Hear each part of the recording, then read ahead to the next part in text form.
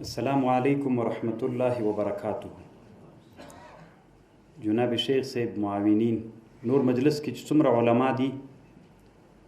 د ټولو په اجازه باندې یو دوه لنډې مشورې لرم. جناب شیخ صاحب محترمه، یوه مشوره خو دا ده چې مخکې معاون صاحب ډېره ښه خبره وکړله. وی موږ نوي کاله د پوهنتون کېږي او په نوي کالونو کې موږ دکتراوې نه لرو، که لرو یم په دوه بحثونو کې یا دوه هغه کې لرو. دا رښتیا هم ډېره ښه خبر ده. شیخ صاحب محترمه، یوه غوښتنه درنه کوو، نه تنها پوهنتون لوړې زده کړې د موږ د مدارسو هم تر تا پورې تړاو لري. د موږ د مدارسو دپاره هم شیخ صاحب محترمه علما متخصصین جوړ کړه. مونږ نم لاره شیخ صاحب محترمه ورکه ده. په مدارسو کې علما متخصصین باید پیدا سي. په فقه کې مونږ په ټول افغانستان کې نوي نوازل مسائل چې راغلي علماو خیر د خوا بدې کېږو به نه، مونږ کومه دي متخصصین مو هغه مسائل مونږ بیا چا ته حواله کوو. په حدیثو کې مو متخصصین کمل ته دي. په دا نحو او منطقو کې خو بېلا ومنو چې دې دوو کې ادبیاتو کې مونږ په عربۍ کې دلته ډېر علما او متخصصین ولرو. په سیر او په تاریخ کې مونږ متخصصین ولې نه لرو؟ په فقه السیر چې دا تر ټولو نه ډېره مهمه موضوع ده، په دې کې مونږ متخصصین نه لرو. شیخ صاحب محترمه، په مدارسو کې مو چونکې هغه مدارس چې د لوړې زده کړې تر تاسې تړاو لري، هلته مونږ ته متخصصین جوړ کړه.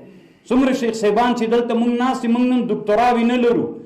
هر یو په علمي سطحه باندې دومره لوړ علم لري، خو هغه په دنیوي لیول باندې مونږ برابر نه یو. مونږ یو چا سره خبره کوو، مونږ ته وی ته دکترا لري که نه لري، دکتور پلار سره کېنوم پته به بیا ولګېږي. نو خدا چې د مونږ مدارس هم شیخ صاحب محترمه دغې مسئلې ته توجه دې غواړو. دا هم نه تنها پوهنتون دلته مونږ د مدرسې مشر هم یې. یو دویم دا د شیخ صاحب محترمه، د امت مسلمه د افغانستان د مسلمان ملت زمن په علومو اسلامیو په علومو تجربیو کې تر مهارت ورسوي. د پیسو شوق، د رتبې شوق، د مالو د موټر شوق د ذهن نه وباسئ، فکر پې باندې وکئ چې دا ملت مو داسې خودکفا سي، د اولادونه آینده نسل مو هم په علومو اسلامیو هم په علومو تجربیو کې لوړو مرتبو ته ورسیږي، داسې مرتبو ته ورسیږي چې دا نظام نور دوی په اوږه باندې واخلي. هېڅ چاته مونږ احتیاج پیدا نه کړو. که مونږ په علوم اکاډمیو کې هلته یو څېړنیز تحقیق کوو، د اندونیزیا او د دیوبند او جامع زهر علماو ته ضرورت ونه لرو. شیخ صاحب دا ډېر زر کېدلی چې علما مو دلته سته ده چې مشرانو علماو سره په دې مشوره وسي. دا دواړه مهمې مسئلې دي چې په علومو تجربیو کې او په علوم اسلامیو کې علما باید سره هم نظر وي هم فکر وي چې د نظام ټول هغه قوت دوی په اوږو باندې واخلي. کله چې علماو ته د تجربي علومو او د اسلامي علماو خو متخصصینو ته چې دا نظام ور وسپاري، دغه درون بار بیا دوی ته درون نه ده، درون هغه چاته چې هغه متخصص نه ده. اخرنۍ خبره مې دا ده شیخ صاحب محترمه، مونږ پوهنتون لرو، نن مونږ مخترع نه لرو. شیخ صاحب محترمه، مونږ که د ابوي خلافت په زمانه کې چې جابر ابن حیان ژوندی و یا هغه د مونږ لوی علما ژوندي ول، هلته به چې په مکتب او په پوهنتون کې کم علم درسېده، هغه علوم به بیرته عملي زده کېدل. ما اوس د معاون صاحب نه پوښتنه وکړه، تر اوسه پورې صحیح ده دا منو چې موږ علماو نه خلک ګیله کوي، موږ اوس واک ته راغلي یو. د معاون صاحب تعلیمي معاون صاحب نه مې پوښتنه وکړله، مې دلته کتابخانه سته؟ وایي نه. دا د شرم خبر ده چې موږ د افغانستان د لوړو زده کړو وزارت کې موږ کتابخانه نه لرو، وایي اوس یې جوړوو. هغه چې موږ نه مخکې تللي موږ ته پیغورونه راکوي، وي په علم باندې نه پوهېږي. را دې سي تنها د ما د مولا چې څومره نادر کتابونه لرم انشاءالله د دی کتابخانه کې نه لري. د بادشاهي او د حکومت په لویه کتابخانه کې لویه مهمه دا ده شیخ صاحب محترمه، په افغانستان مرکزي ولایتونو کې د امارت پیسې د یوې میاشتې د سنګ زغالو پیسې په کتابخانو مصرف سي. ټول علوم اسلامي او علوم تجريبي هغې ته کسان ونیسئ علما ور وغواړئ نه تنه مولایان ټول علما د هغه کتابخانو ته ورځي هلته د مطالعه کوي یو خو به زموږ د خپل منځ کې بعد ورک سي بل به دا وي چې خلک به د عربیت سره بلد سي شیخ صاحب محترمه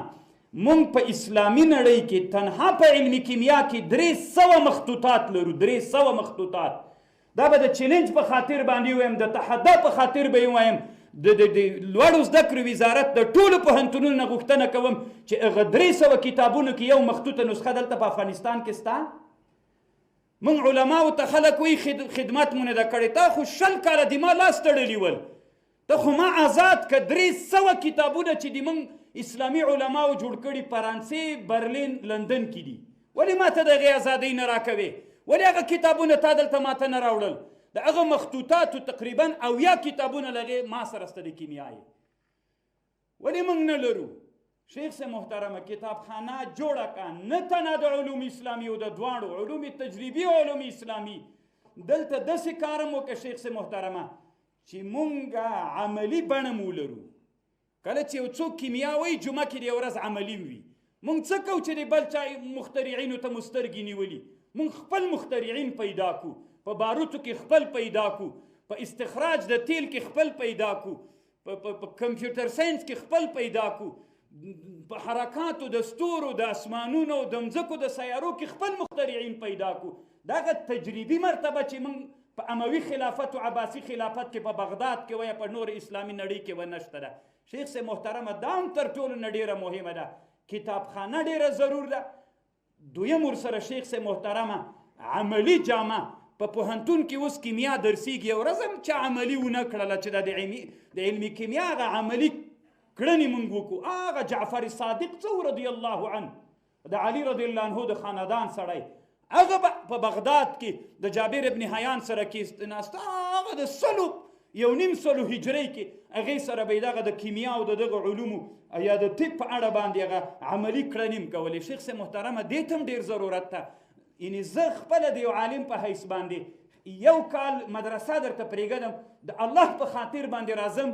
چې خلکو ته چې دا فکر کوي چې ملایان نه پوهېږي یا علم نسته ده ورته مونږ لاسونه خلکو تړلي ول نه تنها زه دا ټول علما په دې شیانو باندې پوهېږو دغه یوه بله غوښتنه هم د شیخ صاحب اخرنۍ به لنډه کې ووایم شیخ صاحب محترمه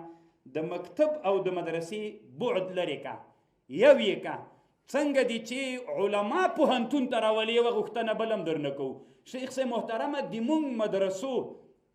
ته هم د پوهنتون استادان په بعضې علومو کې راوله چې مونږ هم ورسره بلد سو دا هم یوه ښه غوښتنه ده مونږ دوی ته راوله دوی هم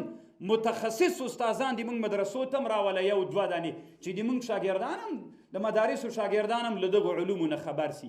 السلام علیکم ورحمة الله وبرکاته